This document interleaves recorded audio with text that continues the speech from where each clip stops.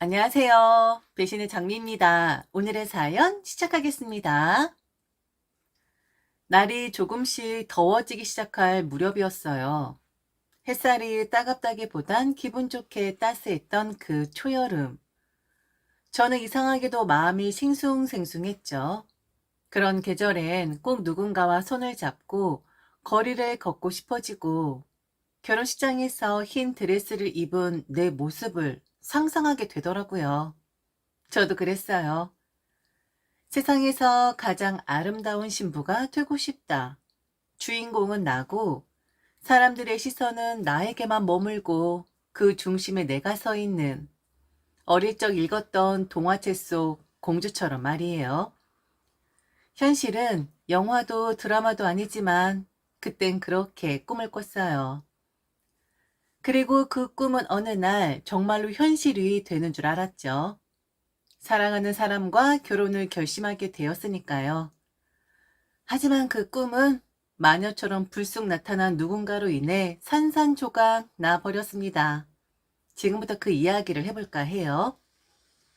옛날로 조금 거슬러 올라가 보겠습니다. 당시 저는 30이 되기 전 꼭 결혼을 하고 싶다고 생각하고 있었어요. 주변 친구들도 하나둘씩 결혼을 하고 부모님은 은근히 눈치를 주셨죠. 너도 이제 때가 됐다는 말 한두 번 들은 게 아니었거든요. 그 무렵 저는 한 남자를 만나게 되었어요.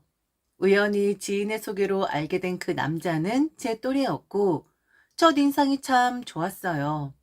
말수는 적었지만 말투가 부드러웠고 무엇보다 눈빛이 선했죠. 요란스럽지 않게 사람을 배려할 줄 아는 그런 사람이었습니다. 술은 거의 입에 대지 않았고 틈만 나면 책을 읽거나 산책을 즐기던 남자였습니다. 자기 관리에 철저했고 매사에 성실했죠.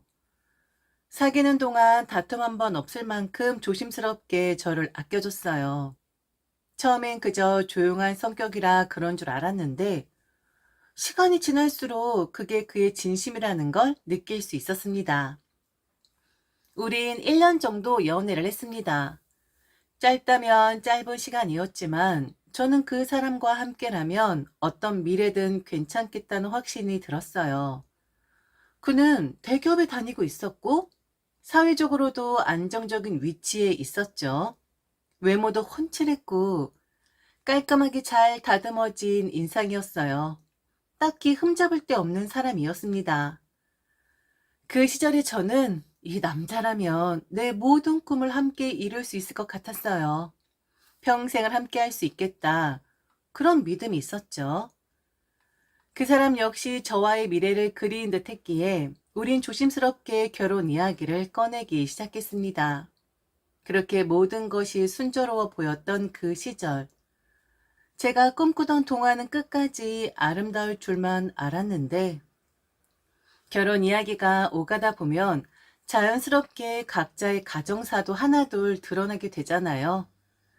사랑만으로는 안 되는 게 결혼이라는 걸 그땐 잘 몰랐던 것 같아요. 저 역시 그 사람과의 미래를 그리기 시작하면서 그의 가족 이야기를 듣게 되었죠. 남자친구는 세 식구였어요. 어머니, 그리고 남자친구, 그리고 여동생. 아버지는 오래전에 돌아가셨다고 했고 남자친구는 장남이자 가장 역할을 도맡아 하고 있었어요.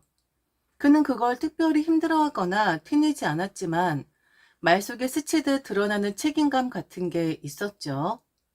어머니는 혼자 식당을 운영하신다고 했어요. 처음엔 작은 백반집인가 싶었는데 이야기를 듣다 보니 한밭집이더라고요. 건설 현장 근처에서 일하시는 분들에게 식사를 제공하는 그런 식당이었죠. 매일 새벽부터 장을 보시고 점심시간이 끝나면 다시 저녁장을 준비하는 고된 하루를 반복하신다더군요. 사실 처음엔 그 말이 조금 낯설기도 했어요. 한밭집이라는 단어조차 저에겐 생소했거든요. 하지만 남자친구는 어머니가 얼마나 성실하게 살아오셨는지를 자랑스럽게 이야기했습니다. 땀 흘려 일하며 우리 남매 키워낸 분이라고 늘 존경한다고 말했죠. 다만 요즘 들어 식당 사정이 예전 같진 않다고 했어요. 몇 년 사이 건설 경기가 좋지 않아서 현장도 줄어들고 식사 인원도 예전만 못하다고 하더라고요. 수입이 예전 같지 않다 보니 어머니께선 걱정이 많으셨대요. 그래도 남자친구는 담담하게 말했어요. 뭐, 그래도 먹고 사는데 큰 지장은 없어. 나 회사 다니고 동생도 병원 다니니까 엄마가 그렇게 걱정 안 해도 된다고 하시긴 하는데 그는 늘 그렇게 말끝을 흐렸어요. 아무렇지 않은 척하면서도 속으로 뭔가 짊어지고 있는 사람처럼요. 여동생은 종합병원에서 간호사로 일하고 있다고 했어요. 스케줄이 워낙 불규칙하고 바쁘다 보니 얼굴 보기 힘들 정도라고. 그래도 정규직이다. 병원 복지도 괜찮은 편이라 안정된 직장이란 말이었죠. 그가 말하길 여동생이 제법 똑부러진 성격이라 집안일에도 많이 신경을 쓴다고 했어요. 물론 형편이 넉넉하다고 보긴 어려웠죠. 외벌이인 어머니의 자식들도 이제 겨우 자리를 잡은 상태였으니까요. 하지만 누구 하나 빈둥거리는 사람은 없었고 모두가 각자 자리에서 최선을 다해 살아가고 있었습니다. 사실 저는 우리 집 형편에 대해 남자친구에게 자세히 이야기하진 않았어요.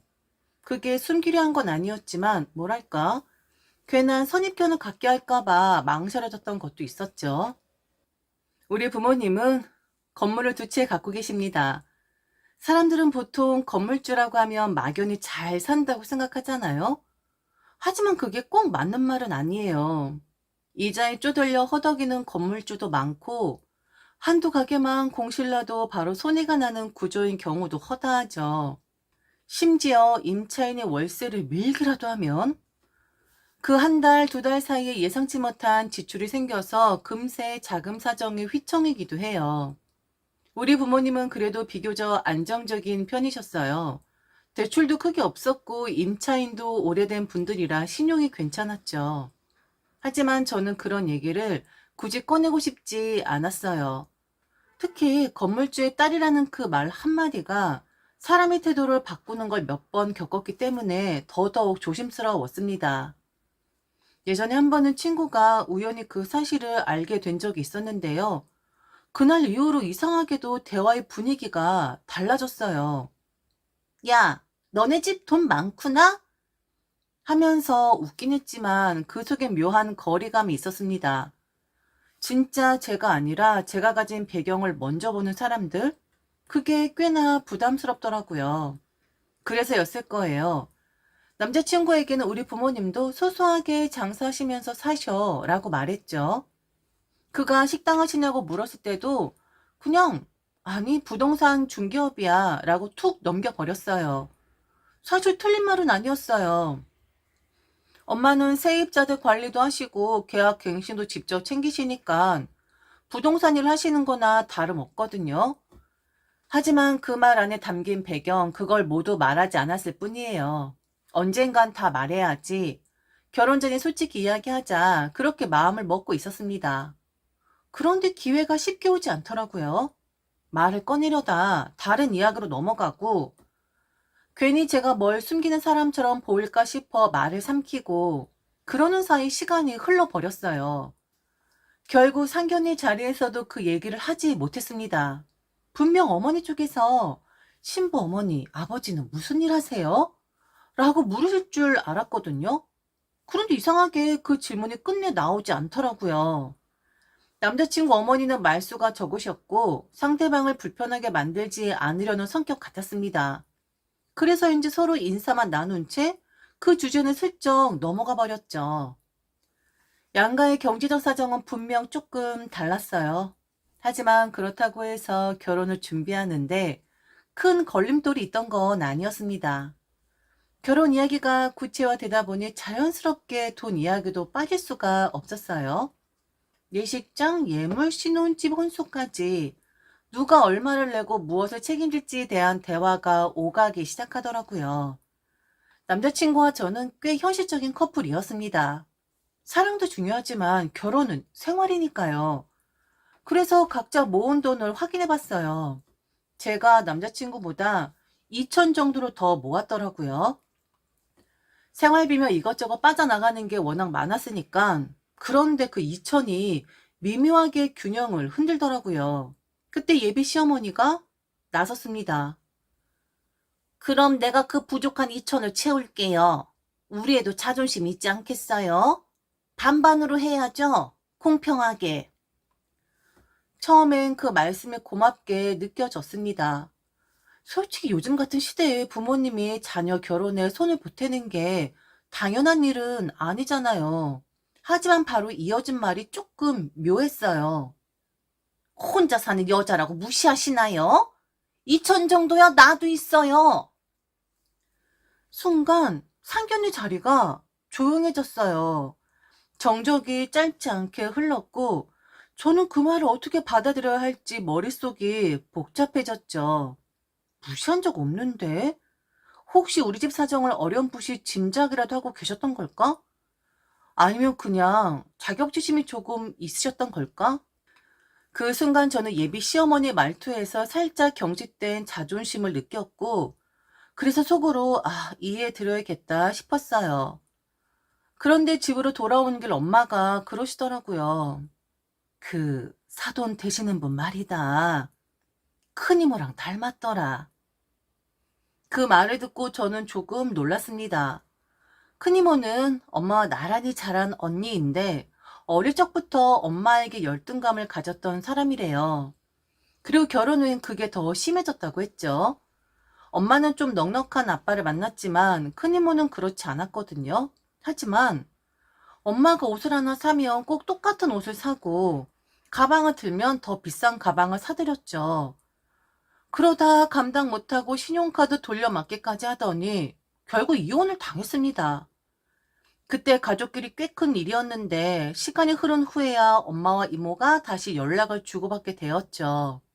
엄마는 그때를 아직도 기억하고 계셨어요. 그래서 예비 시어머니의 눈빛이나 말투, 약간 상기된 얼굴을 보면서 왠지 모르게 그 시절 큰이모가 떠올랐다고 하더라고요. 처음부터 오해 없이 확실하게 하고 가자.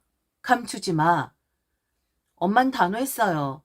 사실 상견례 자리에서 우리 집 이야기를 꺼내지 못한 건 저 혼자만의 판단은 아니었어요. 우리 부모님도 알고 계셨죠.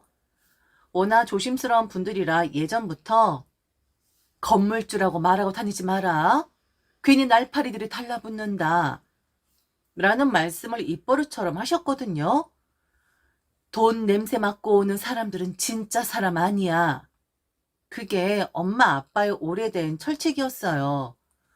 그래서 저도 남자친구에게 그냥 부동산 중개업 하신다고 말했던 거고, 이야기를 꺼낼 타이밍을 찾지 못한 채 그날 상견례까지 가버린 거였습니다. 하지만 엄마는 단호했죠. 결혼하기 전에 말해. 지금이라도 솔직하게. 오해 생기면 그게 더 크다. 그리고 덧붙였습니다. 우리 집의 사정이 더 나은 건 사실이지만 그걸 무기로 삼으려는 게 아니라 괜히 상대방이 무리하지 않게 하려는 거야. 무시가 아니라 배려야. 엄마는 그 말이 꼭 전하라고 하셨어요. 이제는 남이 아닌 한 가족이 되는 거니까 숨기지 말고 솔직하게 이야기하자고요. 그 말에 저는 고개를 끄덕였습니다. 그리고 마음을 다잡았죠. 다음번에 꼭 남자친구에게 솔직하게 말하자고. 모든 걸 투명하게 밝히고 오해 없이 시작하자고. 사실 그 이야기를 어떻게 꺼내야 할지 며칠을 고민했어요. 괜히 자랑처럼 보일까봐, 혹시 또 오해를 살까봐 머릿속이 복잡했죠. 그렇다고 계속 말을 안 하고 있을 수도 없는 상황이었고요. 그래서 결국 보여주는 쪽을 택했어요. 말로 풀기보다 그냥 자연스럽게 흘러가게끔요. 그날은 남자친구와 함께 저녁을 먹고 나서 동네를 천천히 걷고 있었습니다. 햇살은 아직 따뜻했고 바람은 살랑살랑 불었죠. 기분도 좋고 걷기 딱 좋은 날이었어요. 그렇게 걷다 보니 어느새 우리 부모님 건물 앞까지 오게 되었고 저는 조심스럽게 건물을 가리켰어요. 저기, 저 건물 어때? 남자친구가 잠시 멈춰서더니 눈을 가늘게 뜨고 건물을 올려다봤어요. 건물? 갑자기 왜? 그러더니 살짝 웃으며 말했죠. 건물 어떠냐고 묻는 사람은 내가 살면서 처음 본다. 그 말에 저도 웃고 말았어요. 그러곤 남자친구가 진지하게 건물을 바라보며 말했습니다. 1층 되게 높네. 저긴 공실인가? 간판이 없네. 맞았어요. 그때 당시 1층은 잠시 공실이었거든요. 워낙 유동 인구가 많은 좋은 입지라 금방 나가긴 했지만 잠시 비어 있었던 시기였어요. 저는 조심스럽게 말을 이어갔죠.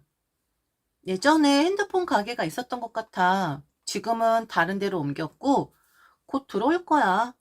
식당 얘기도 있고 요즘 유행하는 베이커리 카페 얘기도 있어. 그랬더니 남자친구가 고개를 갸웃하면서 웃더라고요. 아니, 너 왜 그렇게 잘 알아? 뭐야, 저 건물주 딸이라도 되는 거야? 저는 그 순간 크게 한숨을 들이쉬었어요. 그리고 담담하게 최대한 편하게 말했죠. 맞아. 저기 우리 엄마 아빠 건물이야. 남자친구가 눈이 둥그레졌습니다. 처음엔 장난인 줄 알았는지 웃다가 제가 진지한 눈빛으로 바라보자 순간 얼어붙더라고요. 진짜, 진짜라고? 저는 고개를 끄덕였습니다. 그리고 숨기지 않고 솔직하게 털어놓았어요. 사실 이 얘기 진작 했어야 했는데 타이밍을 못 잡았어. 괜히 부잣집 딸처럼 보일까봐 조심스러웠고 속이려고 한 건 아니야. 그냥 여러 가지 사정이 있어서 그랬어. 부모님도 알고 계셔. 그런데 결혼이란 게 이제는 가족이 되는 거잖아? 그래서 부모님이 말하시더라. 지금이라도 솔직하게 말해서 오해가 없게 하라고. 앞으로는 숨길 것도 없고 함께 나누는 게 가족이니까. 그리고 덧붙였습니다. 저 건물 말고 경기도 쪽에 한 채 더 있어. 그거는 원룸 건물인데 아빠가 관리하시고 엄만 이 근처 건물 챙기시고. 남자친구는 한동안 말을 잇지 못했어요. 그냥 절 바라보다가 갑자기 제 손을 확 잡더니 저를 안아버리는 거예요. 진짜 세상에서 제일 행복한 사람처럼 얼굴에 미소를 잔뜩 머금고는 장난 섞인 목소리로 말했습니다. 저기요, 나 완전 땡 잡았네? 솔직히 그런 모습이 더 좋았습니다. 아닌 척 하는 것보다 땡 잡았다고 좋아라는 그 모습이 말이죠. 그리고 남자친구는 정말 엄청 좋아하긴 했어요. 자기 장가 잘 간 것 같다고. 아니, 그게 사실이라고. 그런데 참 일이 어렵게 흘러가더라고요. 그날은 정말 기분 좋게 헤어졌습니다. 남자친구의 반응도 다정했고, 제가 그동안 감추고 있던 마음 한켠도 훌훌 털어낸 기분이었죠. 이젠 뭐든 더 단단해질 수 있겠다 싶었고, 부모님 말씀처럼 처음부터 솔직하게 다가가는 게 정답이었구나. 그런 확신까지 들었어요. 그런데 이틀 뒤 예상치 못한 연락이 왔습니다. 남자친구 어머니였어요. 시간 좀 내줄래? 집으로 좀 와줬으면 좋겠어. 그 말 한마디에 저는 살짝 당황했습니다. 평소엔 문자 한 통도 조심스러울 정도로 예의를 갖추시던 분이셨는데 그날은 꽤나 단호하고 일방적인 말투였거든요. 무슨 일이 있으신가 싶어 회사에 반차를 내고 예비 시어머니 집으로 향했어요. 현관문을 열고 들어서자 집안 분위기가 딱 느껴졌어요. 뭔가 평소 같지 않다는 걸 공기부터 말해주더라고요.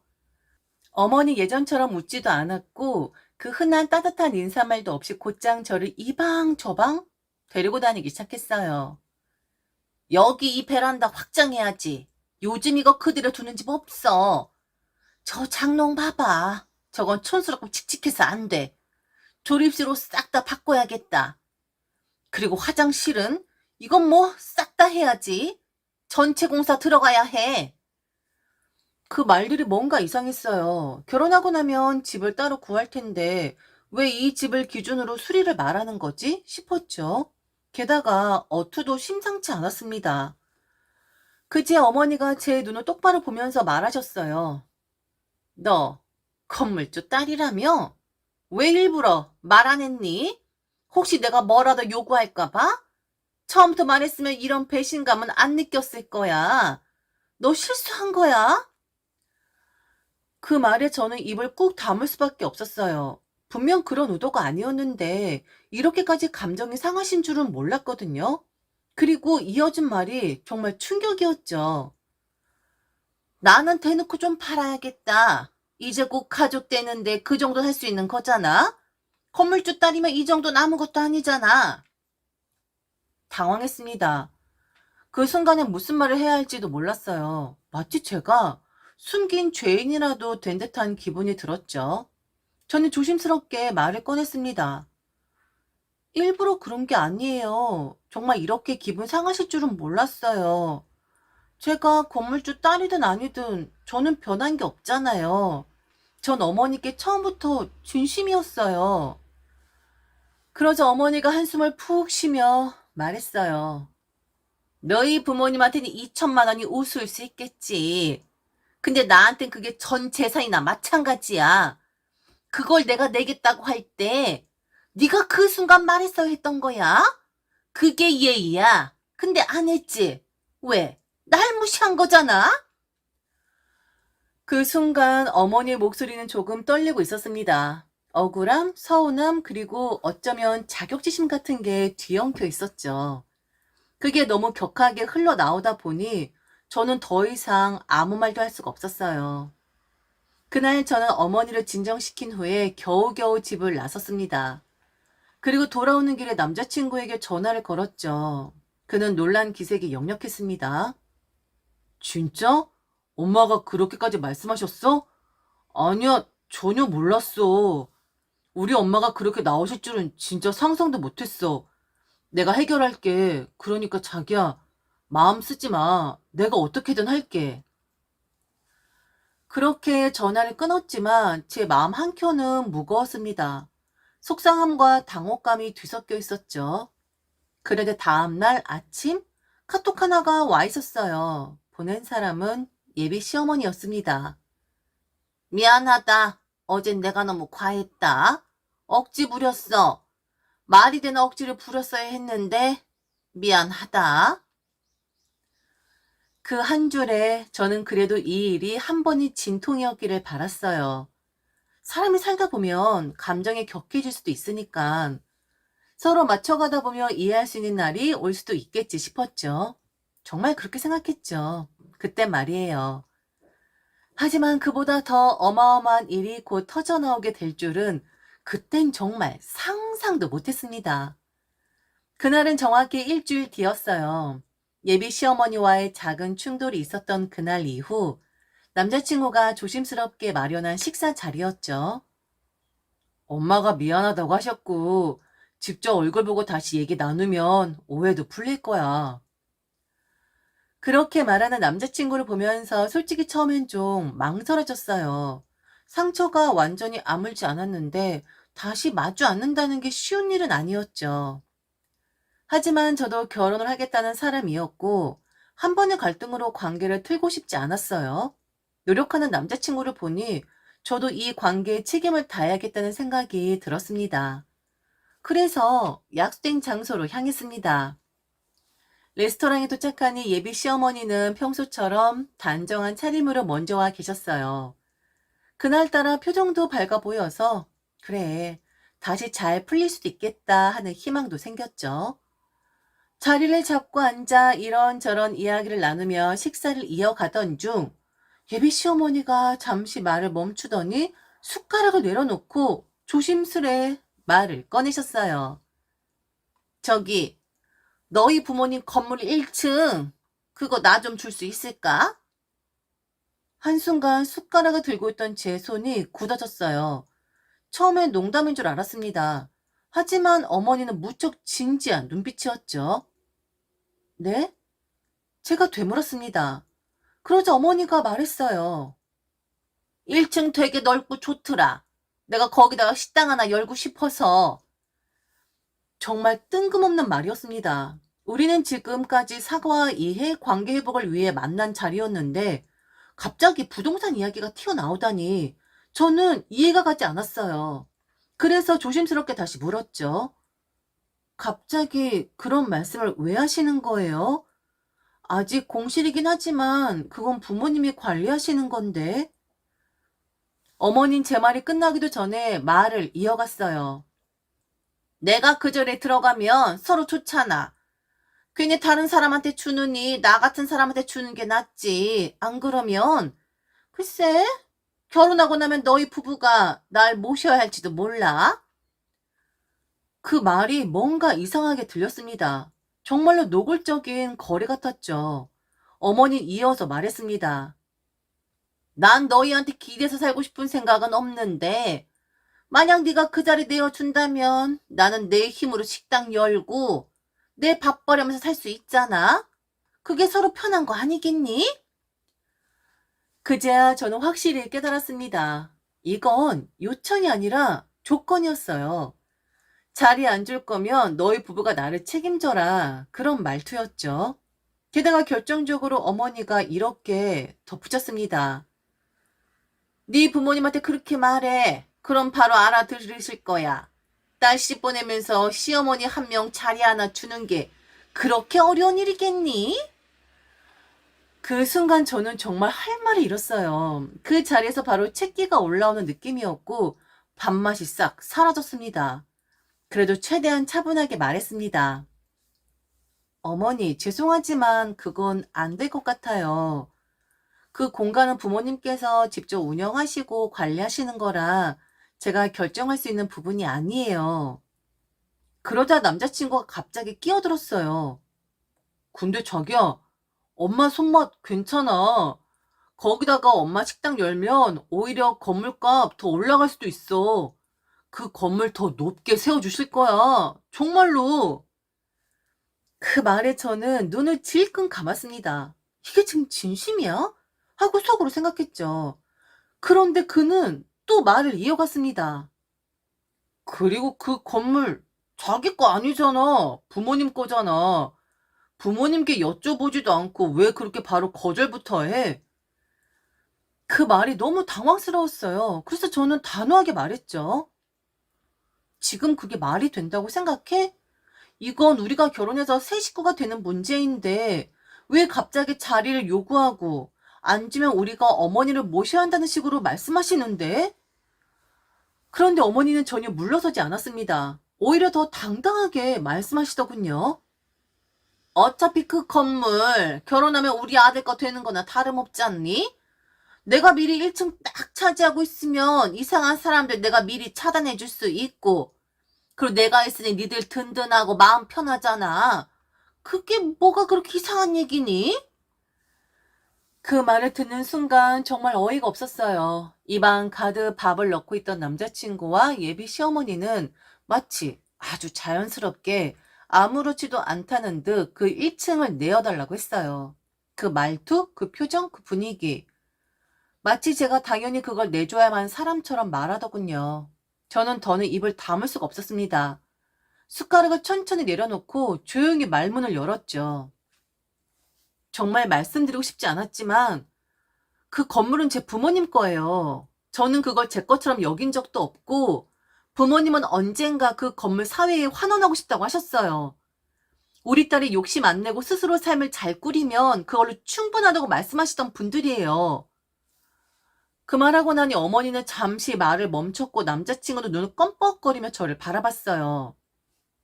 그런데 지금 이렇게 제가 아닌 당신들이 그 건물을 가지고 뭔가를 하려 한다는 게 정말 이해가 안 됩니다. 저는요, 열심히 살았어요. 넉넉한 집에서 태어났다고 해도 항상 부모님께 손 벌리며 살지 않았어요.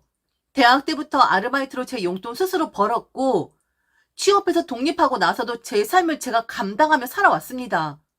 그런데 왜 갑자기 이런 태도를 보이는 거죠? 결혼이 그렇게 사람의 태도를 바꾸는 건가요? 예비 시어머니는 비웃듯 말했어요. 결혼은 현실이야. 너처럼 아직 가정을 꾸려보지 않은 사람은 그런 소리 하지 마.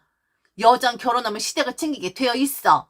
아이 낳고 나면 더해진다. 그게 자연스러운 거야. 그 말을 듣는 순간 제가 지금 뭘 마주하고 있는 건지 너무나 선명해졌습니다. 이 사람들은 가족이 아니라 기대할 대상을 만들고 있었던 거였어요. 전 한숨을 내쉬고 조용히 말했죠. 그래서요. 그런 마음 안 들게 하려고 저 결혼 안 하겠습니다. 내가 말했었지. 그 1층은 지금도 들어오겠다는 가게가 줄 서 있다고. 계약 조건도 공간 활용도 다 따지고 조건 들이밀면서 지금 줄 서 있다고. 그런데 지금 이 자리에서 결혼할 사람이 당연히 내줘라? 이건 부탁도 아니고 요청도 아니야. 이건 그냥 막무가내라고. 결혼 없던 걸로 하자. 오늘부로 이 관계 정리하자. 알았어? 그 말과 함께 저는 더는 미련 없이 그 자리를 나왔습니다. 그날 그렇게 나왔는데도 그는 저를 놓지 못하겠다고 했어요. 계속해서 연락이 왔고 계속해서 만나자고 했고 심지어는 어머니와 인연을 끊겠다고까지 말했죠. 내가 엄마랑 연 끊을게. 너만 받아준다면 나 정말 달라질 수 있어. 그 말에 저는 한참을 말없이 그를 바라봤어요. 그러다 조용히 마지막으로 입을 열었습니다. 참, 가족이니까 그렇게 해줘야 한다고 하더니만 이젠 연을 끊겠다고? 그 가족이라는 게 참 가볍네. 너 지금까지 너희 엄마 편이었잖아. 가족이니까 이해해달라고 배려해달라고 했었잖아. 그런데 이제는 그 가족을 끊겠다고? 그럼 그때 했던 말들은 뭐였니? 난 믿지는 장사는 안 해. 너희 엄마가 먼저 나 상대로 장사하려고 했잖아. 그 건물 하나, 1층 하나로 거래하려고 했잖아. 근데 수지 타산이 맞지 않더라. 그러니까 우리 거래는 이미 끝난 거야. 이건 돌이킬 수 없는 거야. 그렇게 가볍게 말로 던지면 되돌릴 수 있을 거라 생각하지 마. 우리는 끝났다고. 그리고 그 말과 함께 저는 그에게 다시는 연락하지 말라고 했어요. 그리고 집으로 돌아오자마자 전화번호를 바꿨습니다. 그렇게 우리는 완전히 끊어졌습니다. 대기업에 다니는 아들, 종합병원에서 일하는 딸을 둔. 살만했는데 정말 그렇게까지 억지를 부렸어야 했나? 조금 더 예의를 지켰다면 우리 사이가 달라졌을까? 그런 생각. 하지만 곧바로 고개를 젓게 돼요. 사실은 다행인 거죠. 결혼하고 나서 그런 속내를 알게 됐다면 이건 파혼이 아니라 이혼이 되었을 테니까요. 가슴 찢어지고 돈 들고 감정 상하고 인생을 몇 년은 거슬러야 했겠죠. 그러니 전 이제 확실히 말할 수 있어요. 사랑은 몰라도 결혼은 예비 시가 자리를 두 눈 부릅뜨고 확인하고 또 확인해야 해요. 자나깨나 조심 또 조심. 누굴? 예비 시가 자리요. 지금까지 들어줘서 진심으로 감사합니다. 이상 대신의 장미였습니다.